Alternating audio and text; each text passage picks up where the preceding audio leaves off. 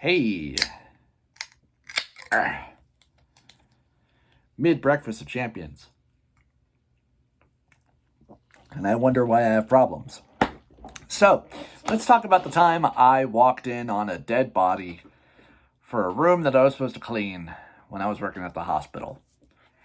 So, several years ago, I had applied for a job at St. Luke's in the kitchen as a dishwasher because it's what I'm good at. Done it all my life. It's what I know, and I'm good at it. I like to think so anyway. Went in for an interview. I thought it went well. Got an email later on saying, thank you, but we found someone else. Good luck, all that jazz. My mom had told me that it's usually, good and can maybe lead to good things or at least leave a good impression if you reply, to that email saying, well, thank you for the opportunity. I appreciate it, blah, blah, blah. I think this is probably the one and only time I actually responded to one of those, to one of those rejection emails because it worked. They sent my application over to another department, and they decided to give me another interview in a different department, the cleaning department. Now the dogs are going nuts.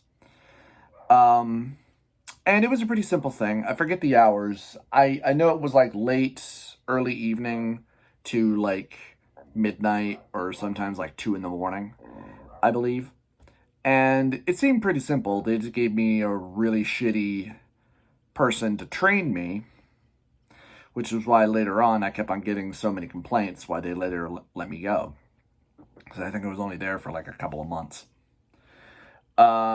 Basically you came in, basically imagine it as like janitorial, only instead of, cleaning up bathrooms and whatnot, you're responsible for wiping and cleaning down an entire patient room. And what that entails is, they give you a bunch of cleaning products. Well, you actually have to go and get them yourself, which is always fun. They give you a pager. You go get a cart, and you load up the cart, make sure it has everything, trash bags, cleaners, cleaning wipes, several cloths that you have to then tap down in this, in this detergent, in this basically, an antibacterial wipe chemical that you basically just have sitting in this open container that you go around on this cart. And basically you have to wipe down and throw away everything in said room.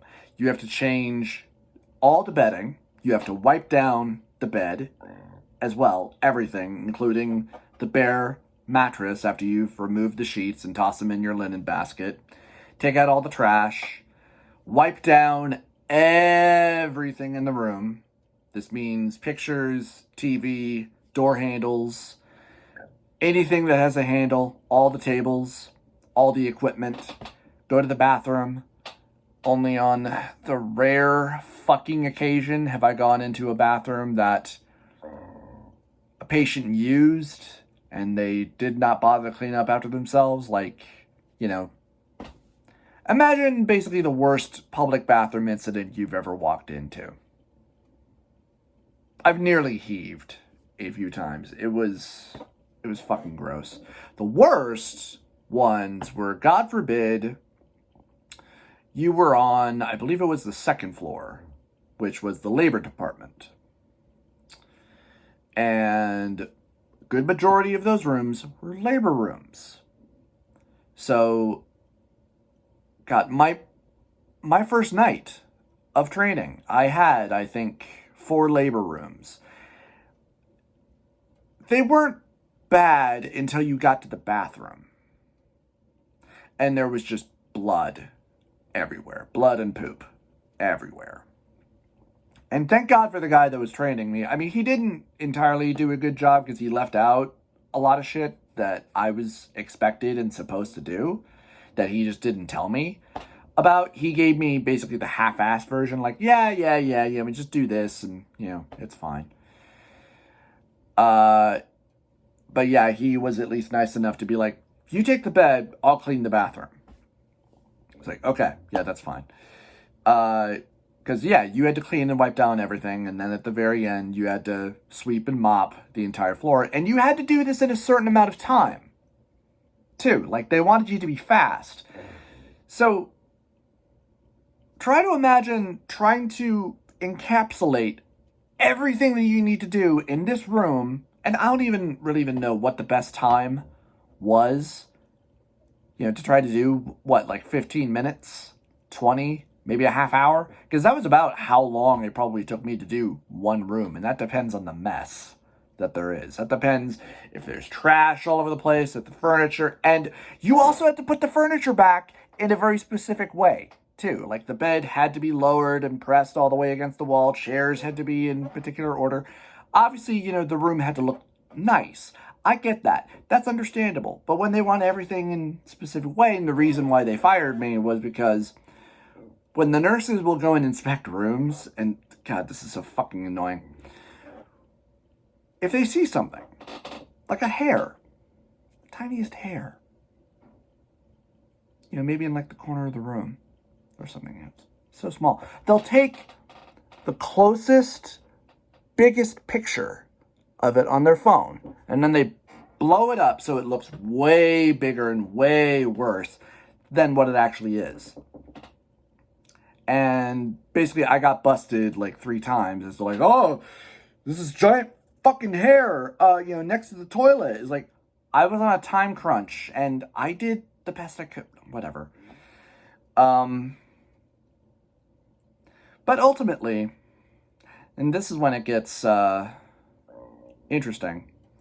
So oftentimes, they would often page you about, what room you gotta do next, and pretty much like whenever you were done with the room, you would call, the number for your supervisor to tell them, hey, this room is done, and I'm moving on. Sometimes you would get immediate pages, and when that happened, those were rooms that you had to go do now. So you had to stop what you were doing and haul your ass over to that other room.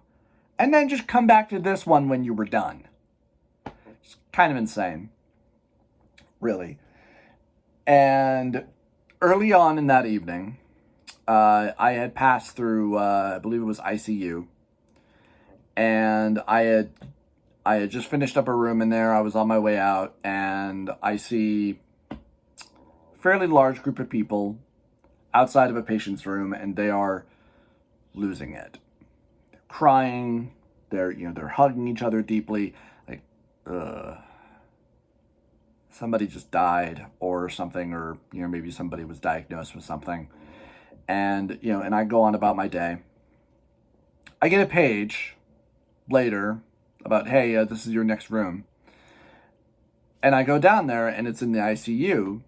It's like, huh, this looks like the same room, only normally when the rooms are done or unused, and you have to clean them out or whatever, the doors or the curtains are always open, because in ICU there are curtains. There are no doors, obviously.